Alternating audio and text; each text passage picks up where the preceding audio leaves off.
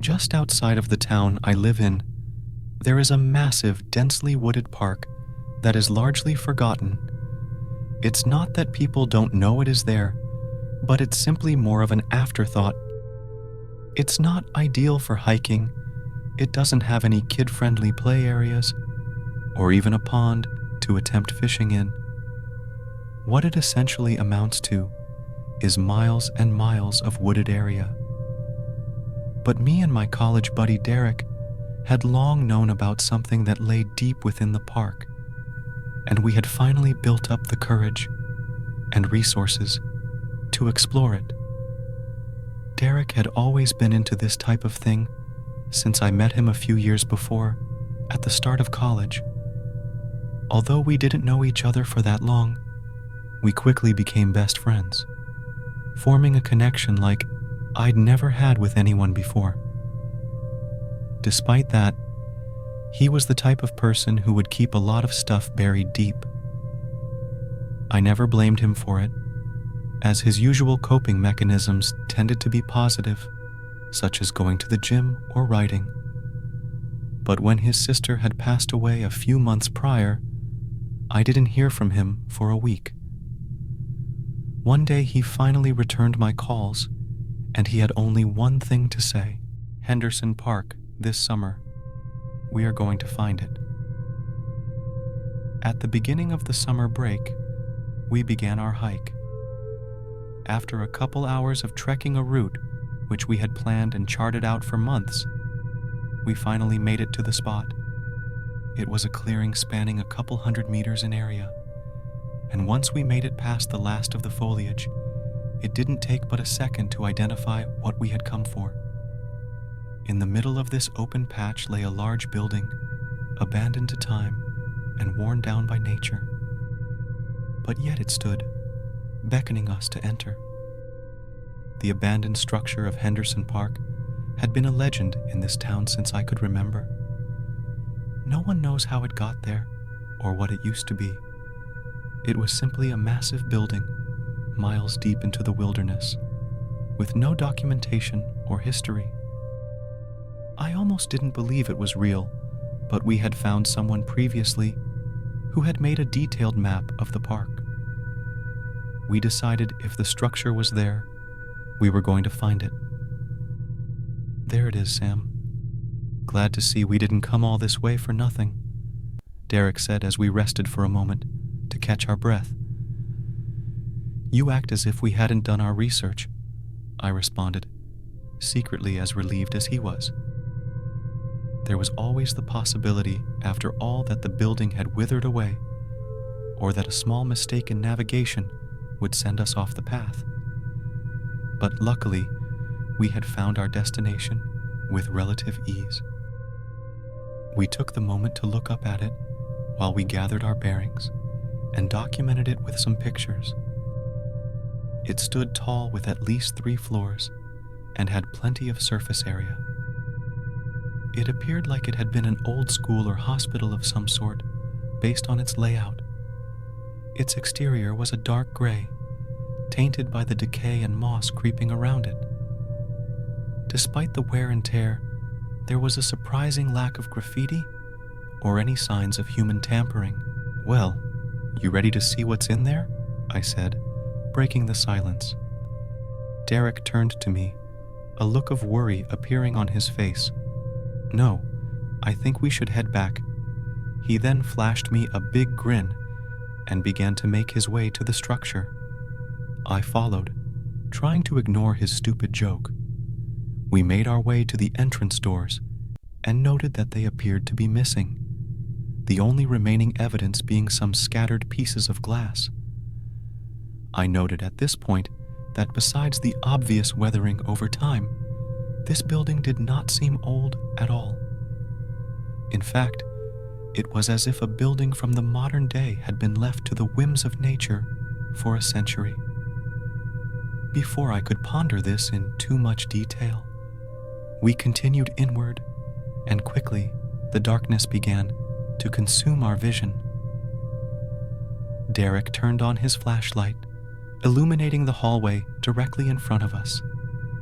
It was lined with abandoned lockers and debris, which covered most of the doorways. Most of the paths on this floor appeared to be blocked off, or just seemed a bit unstable due to damaged pillars and missing walls. We explored what little we could safely access, until finally coming upon a set of stairs that could either have taken us up to the second floor or downwards towards what I assumed was a basement area. We wanted to start somewhere and work our way through the building seamlessly. That inevitably left us with a decision. Should we go upstairs or explore the basement first? Finally, Derek spoke up. "Dude, I think we should split up. You can't be serious. How are we going to explore both at the same time? It's the only way," he insisted. "Derek, I'm kidding, man. Let's start downstairs and we can work our way up," Derek said, descending the stairs before I could respond. The stairs proved to be much deeper than we thought. What I assumed was going to take us one floor down felt more like 100. After walking down the stairs for what felt like 10 minutes, I spoke up. "Hey man, this is kind of ridiculous. How deep does this staircase go?" "I don't know, Sam. It's kind of freaking me out, to be honest. But..." I nodded in agreement. Derek did seem to be getting genuinely concerned for the first time during this trip, but we were on the same page. We had to keep going at this point. Whether this staircase was bottomless or a descent into hell itself, we were going to see the end of it. Luckily, it turned out to be neither of those things, because a few minutes later, we hit the bottom. Well, good news is, if one of us gets hurt, the other only needs to drag them up 70 flights of stairs, Derek joked, although the thought only made me uneasy. The area we found ourselves in would probably be best compared to that of a subway tunnel. Well, without the actual train tracks. What lay before us was simply a long, vacant tunnel with concrete walls and flooring and no end in sight. I was beginning to feel like we were out of our depth here. However, I didn't think to protest as Derek began walking down into the tunnel. At least not until we began to hear something echoing deep within the tunnel. We immediately stopped dead in our tracks. What sounded like a high-pitched synth had begun ringing through the tunnel. The echoing was making me feel queasy as it reverberated through my body. It paused for a movement before resuming. Every few seconds, another tone ringing out like a beacon, progressively getting louder and presumably closer. The sounds started to become ear-piercing, and before I knew it, I was on my knees, holding my ears, barely withstanding the sharp ringing throughout my head.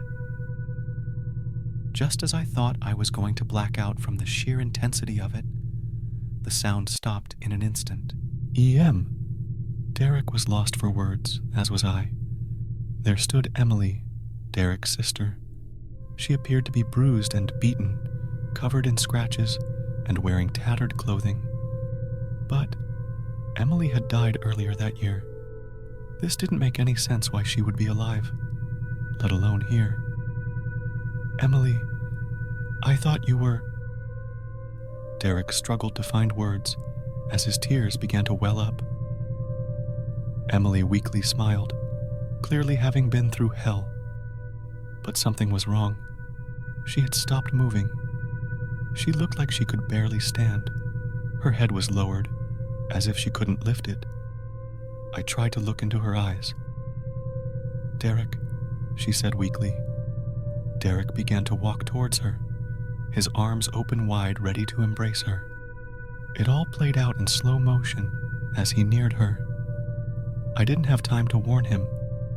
I didn't have time to tell him to stop, as I noticed the hollow blackness of what should be her eyes, the hellish grin that she could hardly contain. She grabbed him and met his gaze, I can't get the image out of my head of the look of terror on my best friend's face as he looked into the abyss that were that creature's eyes. And then she unhinged her jaw beyond the point of reason, latching onto Derek as he began to scream. But he didn't have the chance to make a sound as the creature closed its jaws over his head. I ran. Without thinking, I left my friend to his fate, knowing full well he was already dead. I ran, and I kept running. I don't know what I was thinking or where I was running to. The synth began to reverberate throughout the tunnel, and the ear-splitting ringing began to return, escalating until my body was numb and I couldn't sense where I was. I suddenly snapped back into consciousness, my head still ringing. I lay at the entrance of the structure. It was still bright outside. I sat up, trying to regain my senses. I had no idea what happened. I don't know if I blacked out and somehow found an exit, but that didn't seem likely. I still had my bag with me, with water and food. I could make it back by night if I started hiking, and that's what I did. I reported Derek missing and explained that we got split up on the hike. It's not an uncommon thing for people to go missing on long treks through parks of this size, so it seemed reasonable. I haven't mentioned the structure to anyone until now, but I haven't been able to stop thinking about it since. What if Derek somehow survived? I feel like he is calling to me. I feel like I need to help him. I know I shouldn't, but something is telling me to go back to the structure.